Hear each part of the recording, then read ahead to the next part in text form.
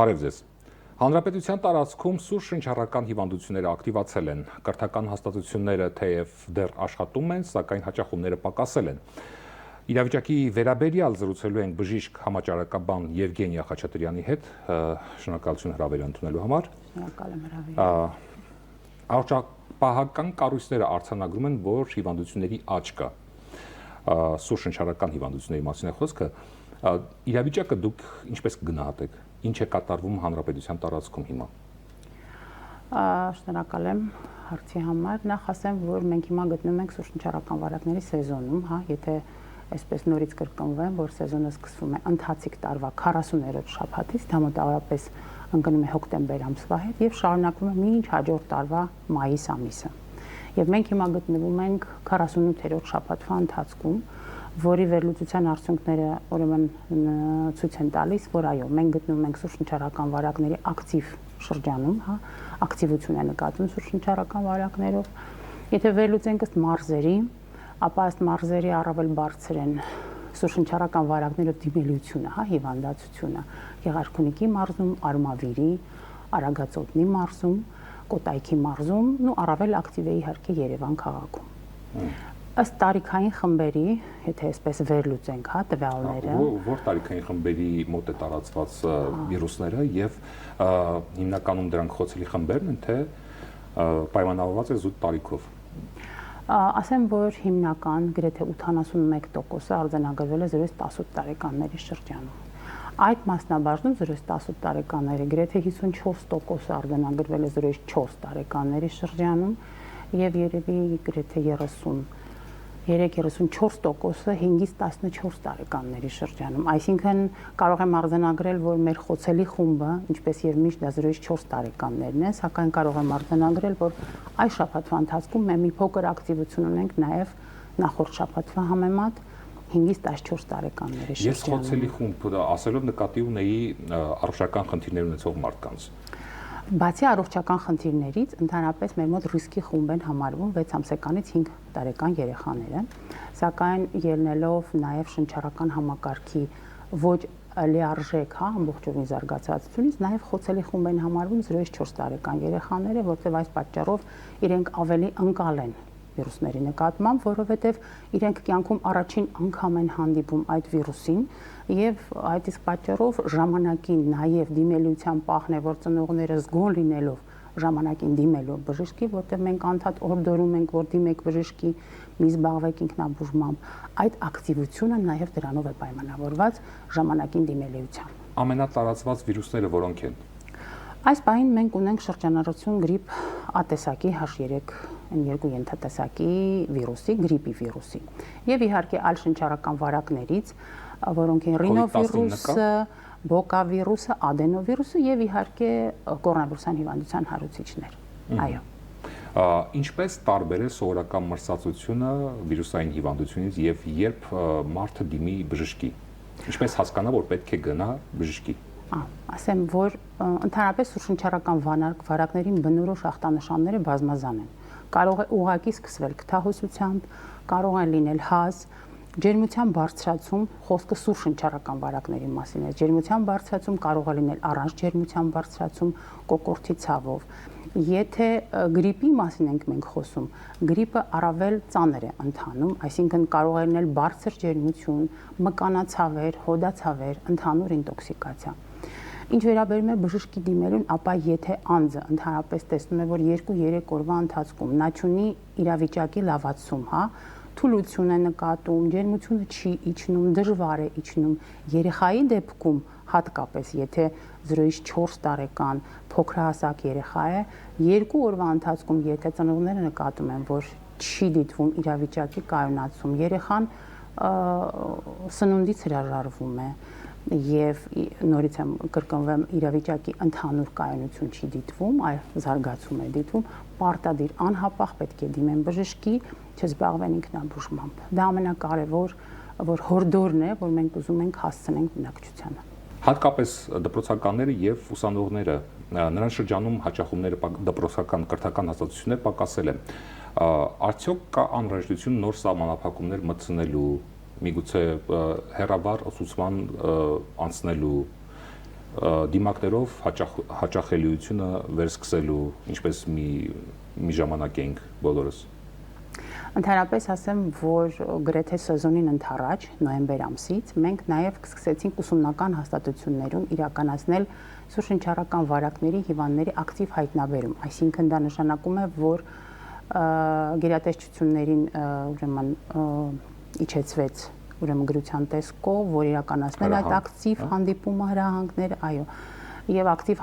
հայտնաբերումներ իրականացնեն երեխաների շրջանում, ուսումնական հաստատություններում եւ նաեւ ներդրվել համաճարակային ֆիլտր։ Ինչ է նշանակում համաճարակային ֆիլտր։ Համաճարակային ֆիլտր նշանակում է, որ ախտանշաններով երեխաներին թույլ չտալ մտնել հաստատություն, որ հաստատությունում սուրշնչառական վարակների այդ շրջանառությունը համեկին մեկին փոխանցումը այդպեսի շատ չլինի, հա, այդ շղթան, որը վարակում է մեկը մյուսին, ավելի քչանա, որովհետև հիմնականում իհարկե մեկը մեկից փոխանցումը սուրշնչառական վարակների լինում է ախտանշաններով, հիմնականում ախտանշաններով պայմանավորված, ինչպես նաև կարող է լինել անախտանշան, այսինքն ինկուբացիոն շրջանում եւ դեռ գտնվում է անախտանշան, բայց ինքը կարող է վարակել դիմացինին, բայց համենայն դեպս ախտանշանների դեպքում գոնե երեխան չհաճախի հաստատություն եւ չվարակի։ Ինչ վերաբերվում է ուսումնական հաստատությունում, այլապես ձեր ասածները այ մեր հորդորները, որ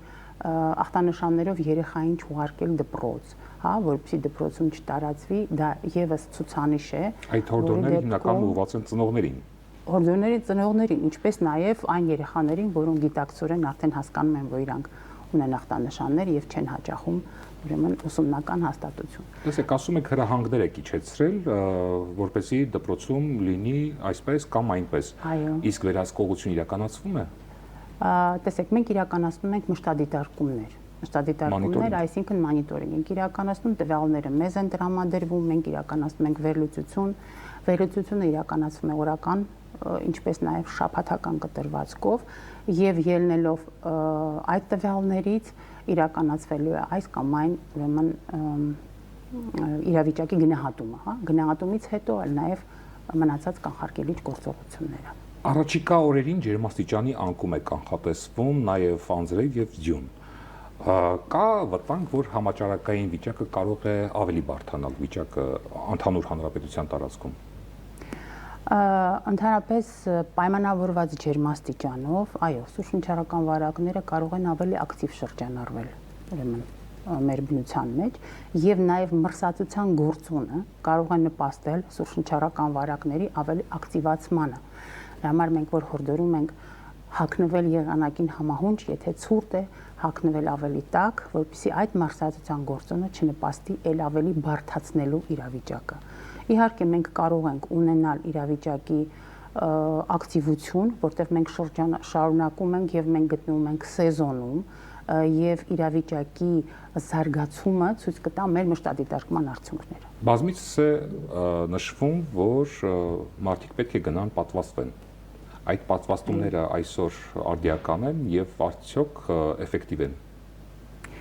Քանի որ մենք ունենք արդեն գրիպի շրջանառություն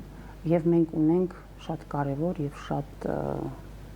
կանխարգելիչ, հա, միակ կանխարգելիչ միջոցառումը դա գրիպի, դա պատվաստումներն են, որի դեպքում ինչ է արվում, պատվաստումները նպաստում են ծանր եւ ծայրահեղ ծանր հիվանդության, ուրեմն զարգացման նվազեցմանը։ Եվ հատկապես հորդորն է պատվաստվելու ռիսկի խմբերին, հա, ռիսկի խմբերն են դրանց մեր 6 ամսեկանից մինչև 5 տարեկան երեխաները, հղիները, 65 տարեկան եւ բարձր անձինք, քրոնիկ հիվանդություններ ունեցող անձինք, այսինքն այն անձանց մոտ, ովքեր մոտ ուրեմն գրիպի զարգացումը առավել կարող է ծանր ընթանալ, առաջնահերթ իհարկե տրվում է իրենց, բայց պատվաստվել կարող է յուրաքանչյուր քաղաքացի դիմելով պոլիկլինիկական կազմակերպություն։ Նկատի ունեմ սեզոնը պատվաստելու համար բարեպաստ է թե ոչ։ Որովհետև հաճախ ասում են, որ պետք է պատվաստվել նախքան ցուրտ սեզոնի գալը, այսինքն սեպտեմբերին, հոկտեմբերի սկզբին։ Կա այդպիսի միտում, թե ոչ։ Իհարկե ավելի լավ է պատվաստվել շուտ, բայց պատվաստվել։ Կարևորը որ պետք է պատվաստվել, որպեսզի կանխարգելել։ Եվ իհարկե այլ կանխարգելիչ միջոցառումներ են մենք ունենք սուրշնչառական վարակների, բաց դրանից, որ քաղաքացին կարող է ինչ անել, որպեսզի մի փոքր նվազեցնել, հա։ Ես նշեցի հագնվել եղանակին համահունչ, եթե ախտանշաններ ունեն մնան տանը, չզբաղվեն ինքնաբուժմամբ, չլսեն կողքից, որ ծնողները ասում են, որ հակաբիոտիկները ընդունել են, այս բժիշկը նշանակել է եւ երեխայի մոտ ամեն ինչ լավ է, որտեղ հակաբիոտիկների, հակամանրեային դեղերի նշանակումը վիրուսային վարակների վրա չի ազդում։ Դուք պատվաստվում եք։ Այո, ես պատվաստվել եմ եւ հորդորում եմ բոլորին պատվաստվել։ Տարին մեկ անգամ։ Տարին մեկ անգամ, այո, որովհետեւ պատվաստանյութի մեջ մտնող այդ շրջատիպերը յուրաքանչյուր տարի իրենք մուտացվում են եւ ամեն տարի նորովի է նոր բաղադրամիջոցները, որոնք գտնվում են այդ ենթատեսակների, հա, իրենք անընդհատ նորացվում են եւ դրա համար տարին մեկ անգամ գրիպի դեմ պատվաստումը հորդորվում է։ Եթե ամփոփենք այսօրվա զրույցը, կարող ենք ասել, որ իրավիճակը վերահսկելի է եւ հերավար ուսուցման, հերավար աշխատանքի անցնելու անհրաժեշտություն չկա այս պահին։ Գիտեք ինչ, ես այսպես կարող եմ ասել, որ իրավիճակը դեռ այս պահի դրությամբ մեր վերլուծության տվյալները ցույց են տալի, որ այո, մենք գտնվում ենք ակտիվության շրջանում, իրավիճակը վերահսկելի է, բայց հետագա իրականացվող իրավիճակի գնահատումը եւ հետագա կանխարգելիչ միջոցառումները ցույց կտան, նորից եմ ասում, մեր վերլուծության տվյալները։ Այսպես կարող եմ եզրափակել։ Շնորհակալություն, որ մեր հյուրն էիք։ Հիշեցնեմ, մենք խոսում էինք հանրապետության տարածքում սուր շնչառական հիվանդությունների ակտիվության մասին, մենք զրուցում էինք բժիշկ համաճարակաբան Եվգենիա Խաչատրյանի հետ։ Ցտեսություն։